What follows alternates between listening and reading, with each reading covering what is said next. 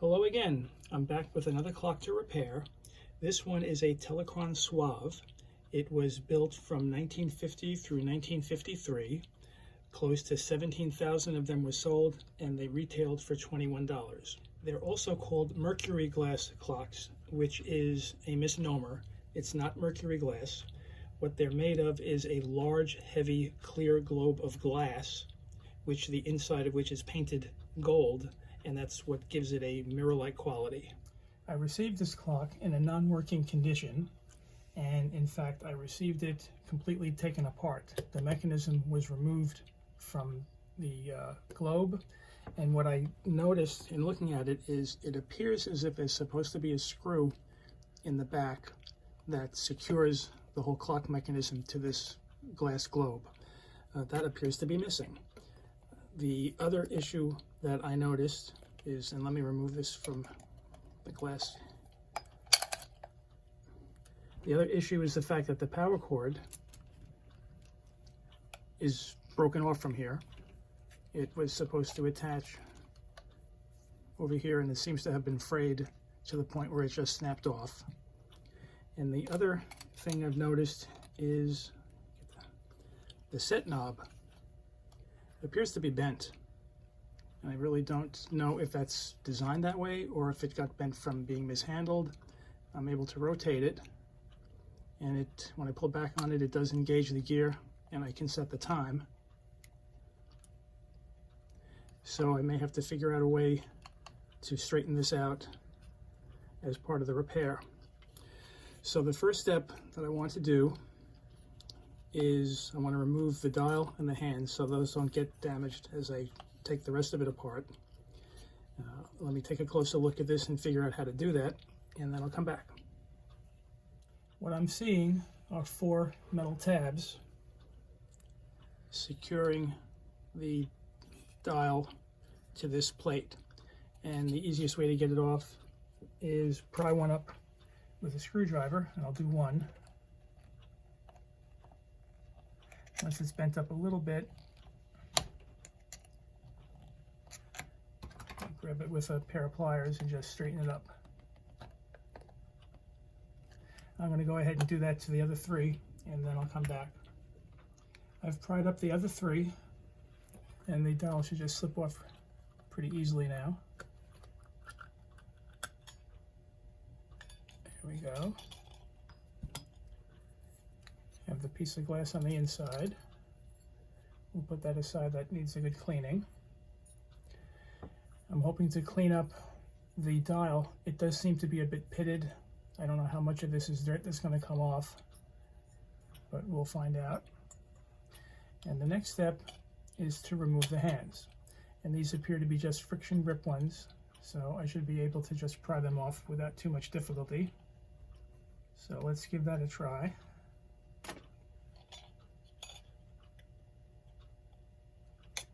But before I do, I'm going to get a piece of cardboard to slip under it. I don't want to scratch up the hands with this screwdriver.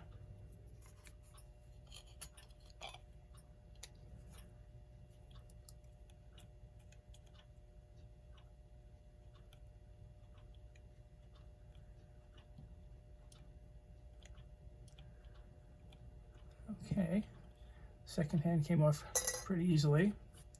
See if we have as much luck with the minute hand.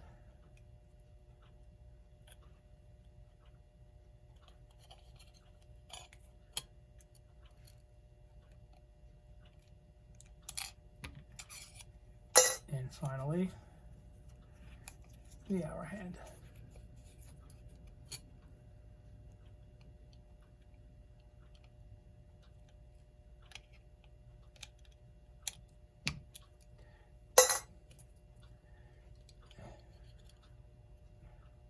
Okay, there you go. Now to figure out how best to take this apart. A couple of interesting things I'm noticing right off the bat is when I remove this dial, or the plate that goes under the dial,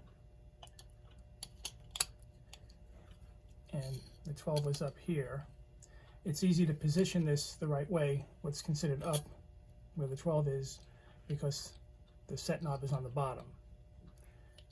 However, once this whole thing comes apart, to make sure that I'm putting everything back together the proper way, I'm going to label it.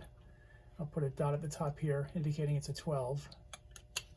And as I take it apart, I'll do the same thing with any other plates down here. The other thing that's interesting is these Telechron clocks, a lot of them have what's known as a power interruption indicator device. It's a little red and white tab that fits in this little opening, and when the power is lost, it'll flip from white to red. And it looks as if Telechron used the same plates in this clock, however, that device is not part of it. So the next step is undoing this plate, and what I'm seeing are a couple of screws here as well as here. Now we'll take this plate off first. I'm going to mark the 12 as I mentioned.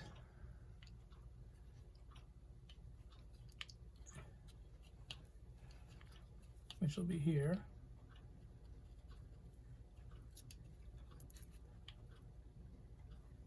And here.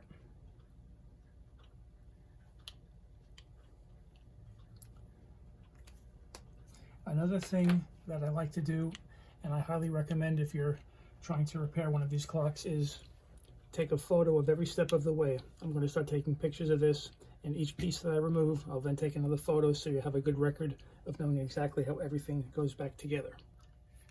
I'm going to remove these two first.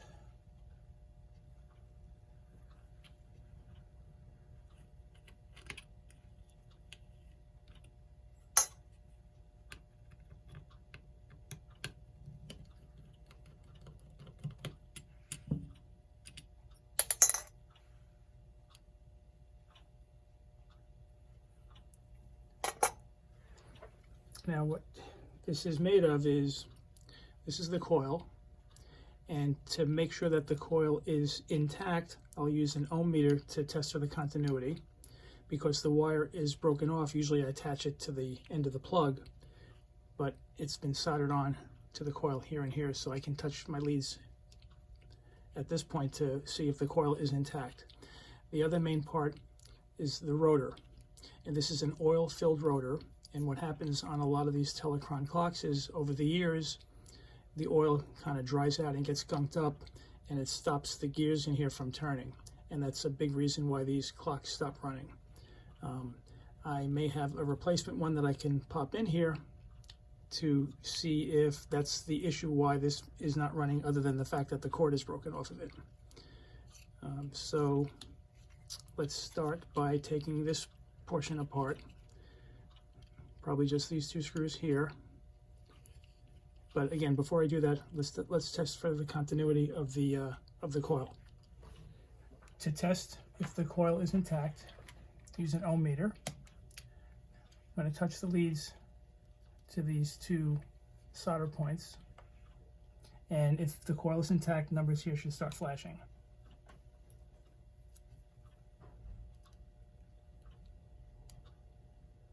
Okay, this is intact, which makes this a repairable clock.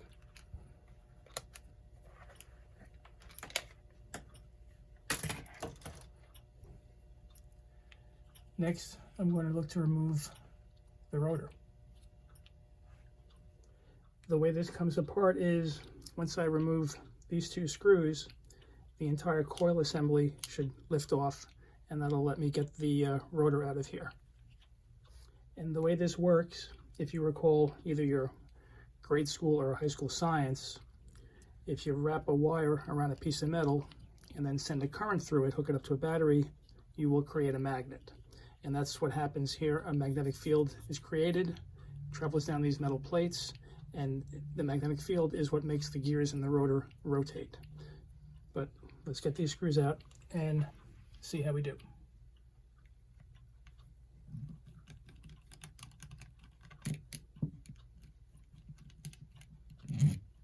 There's one.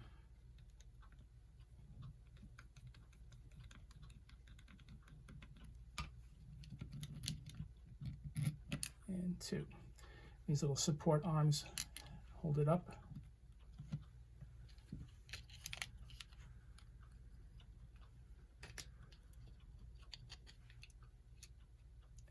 we go.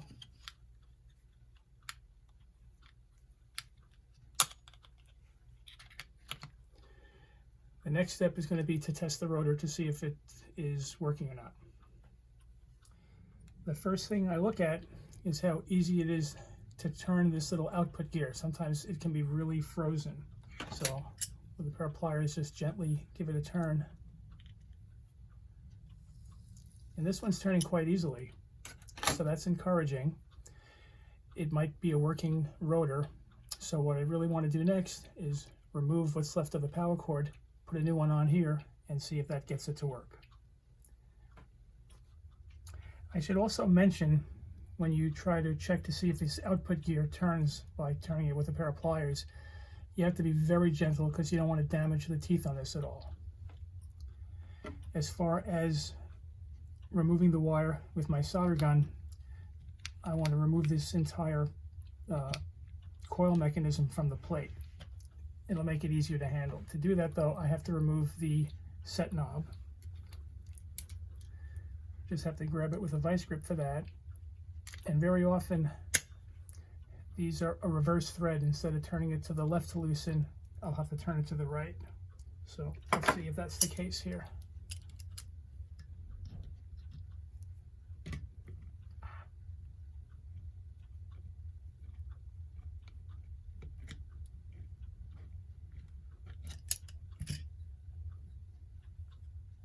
There we go.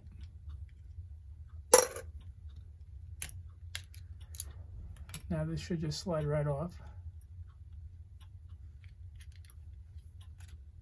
Okay, I'm going to set up my soldering gun and then I'll come back for that. I just have to melt the solder on these two connections in order to remove the wire. That'll take a couple of minutes, so I'll work on that and then I will come back. I've removed the wire, and the next step is to attach a new power cord to these leads. I'm not going to solder it at this time because the wire needs to be passed through the globe, and I'm not ready to do that yet. This is just to hook it up to test that the rotor is functioning.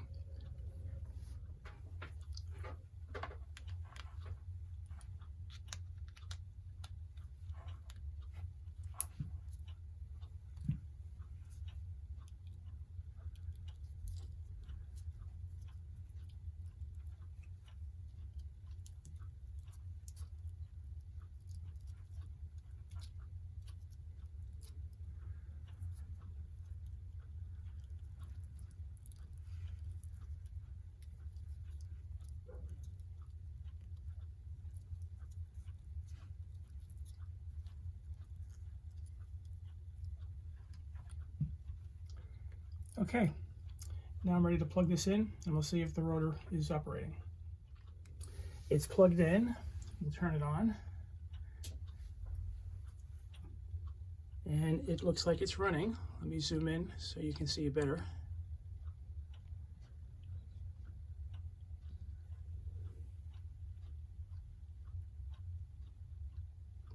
So it's a good rotor. The next step now is going to be to see if I can open up the mechanism, access the gears in here, see if they can be cleaned up a bit, and more importantly, figure out what to do with this bent set knob. In looking at it further, what I'm seeing, and I have worked on quite a few Telechron clocks, mostly from the 1930s, and those have screws that were used to assemble the two plates together. So it was a pretty simple matter to separate them, access the gears, clean and lubricate everything. This one, although it looks as if this might be a screw, there's a little slot in the head here and there's three of them. On the other side, they're riveted. So I'm unable to separate these plates, which means I can't take it apart to get to the gears. But the good news is that it's really quite clean in here. No oil has leaked out of the rotor, and it's not going to take too much effort to clean up with a bit of a Q-tip with some alcohol, and then just use a little bit of synthetic clock oil to lubricate the pivots. So that's what I'm going to work on next. I've cleaned and lubricated the mechanism. What I want to do next is reattach the rotor assembly put the hands back on, then temporarily hook up the power cord and see if it runs. I didn't want to waste time showing you how I put everything back on, but everything's back together. I'm going to plug it in now and we'll see if it runs. Okay, it's plugged in and it's running. Okay, what I want to do next is try to figure out how this clock gets secured into the back of this globe. And once I figure out an idea how to do that, I will come back. I've done some research on trying to figure out how this mechanism is secured into the globe. And some of these clocks are being offered for sale on eBay, and one of the listings showed photos of the back of it. And what is inserted in here is sort of a sleeve, which is common to a lot of the older Telechron clocks. I'll show you what one looks like. And this comes from a clock that has a wooden case. And this would fit into a hole. The edge would get caught, wouldn't fall all the way through, and then a screw would secure the whole thing. And I'm going to try to insert a couple of photos of what I saw to give you an idea so you can better understand what I'm talking about.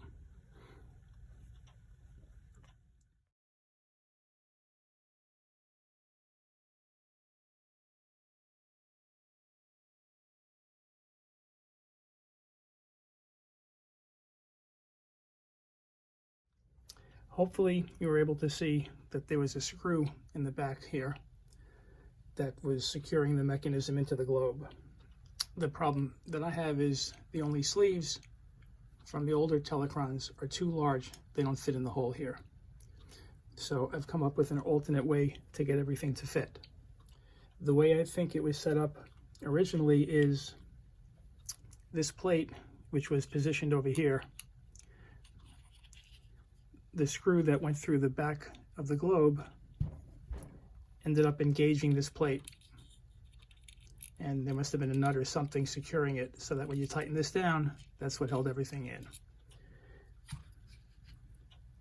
What I've come up with is a larger screw and a longer one along with a nut, and my plan is to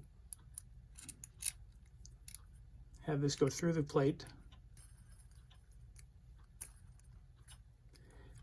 and once it's positioned here, this will then fit through the back of the globe, sticking out just far enough so that I can secure it with this nut, which is actually too large for the hole. It won't slip through, and I plan to come up with a little washer, hopefully a rubber one, so if I tighten it up it won't risk cracking the glass at all.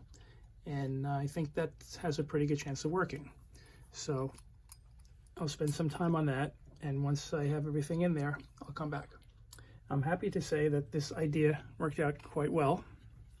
I have the mechanism secured in the globe. It's not loose, it's not falling out. And you can see on the back I have the screw, along with the nut securing it, the rubber washer protecting the glass. But the only problem is the bent set knob. If I try to rotate it, I can't turn it. It just doesn't, it needs to be straight. So what I have to do now is remove this and figure out a way to straighten out the set knob. So let me disassemble all this and then I'll come back. I've removed the mechanism from the globe, and a few problems in trying to straighten the set knob is that, let me move this, because it's in the housing here, it's hard to hold it steady to bend it straight. That's number one. Number two, I'm concerned the pressure of bending this, am I going to affect the way the gears mesh? Because if I bend anything back here, it won't work at all. What's ideal, and on earlier clocks, if I could have separated these plates, I could remove this completely from here, and it would be a much simpler matter to try to straighten it. I will probably start initially by trying to grab each one with a pair of pliers and just gently teasing it into a straight position if at all possible. So I'll give that a try and then I'll come back. What I was able to do was I took apart the rotor assembly from the plate, took everything off, and then using a pair of vice grips, I grabbed hold of the bottom of the stem and then just gently bent this one into what for me is about as straight as I think as I can get it. And I was careful to press this towards the plate so that the gear did not engage with the set gear. And when I pull it up and turn it, you can see everything is still turning the way it's supposed to. So now let's put everything back together and see if that does the trick. I reattached the rotor assembly to the plate, and I'm going to place this smaller plate back into position.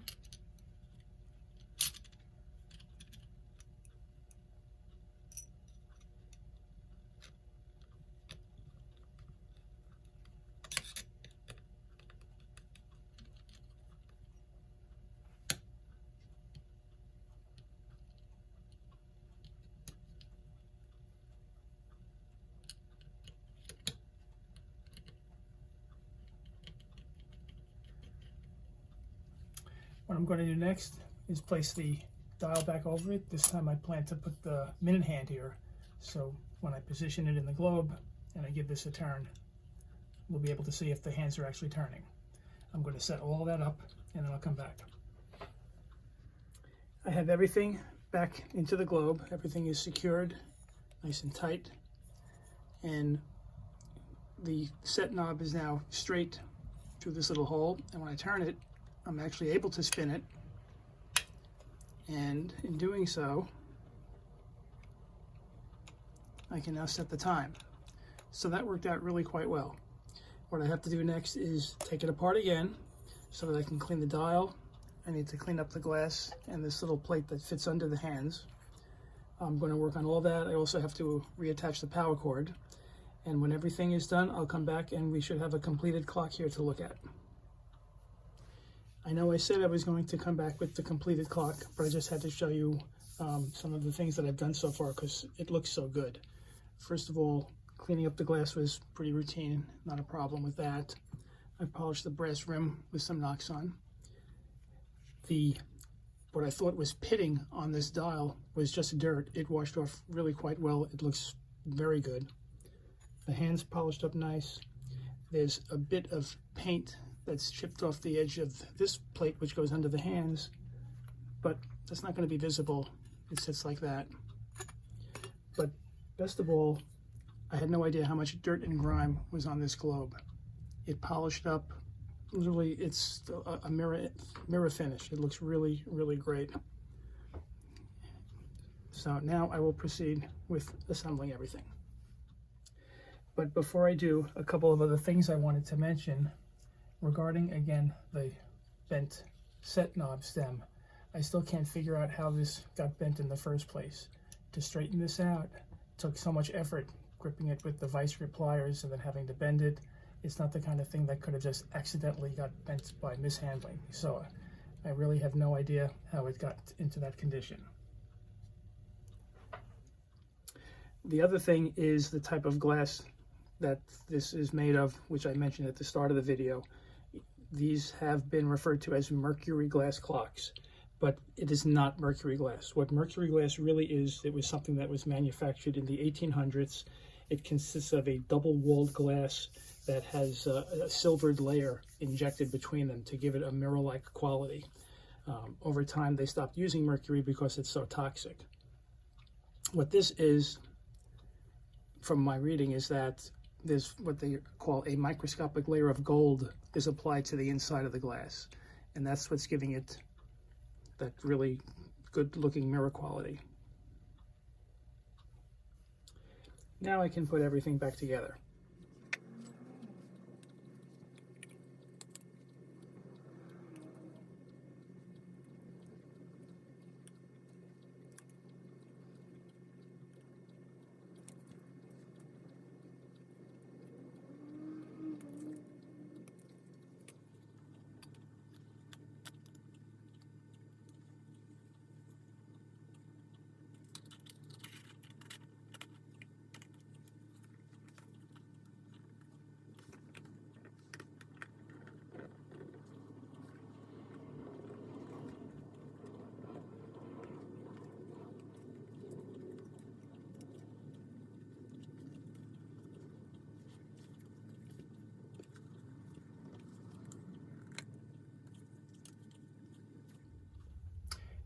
now I have to attach the new power cord.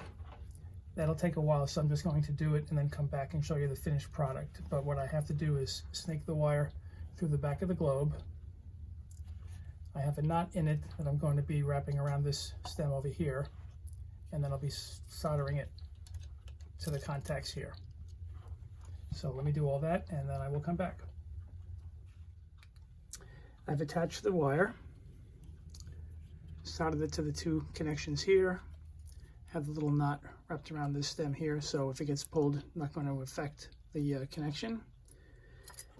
And the next and final step will be to insert this back into the globe and secure it with the washer and the nut.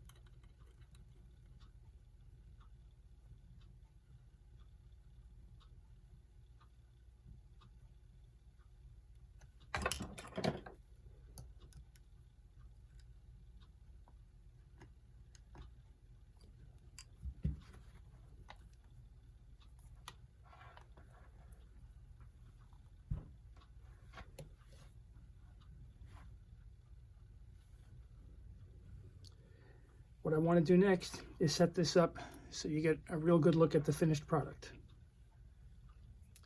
There you have it. Definitely one of the more interesting looking clocks that I've worked on. I find the mirror-like quality of it very impressive, and I am quite pleased with how this one came out. The only thing left to do is to plug it in and make sure it runs. It's plugged in and it's running. The Telechron Suave, built from 1950 through 1953.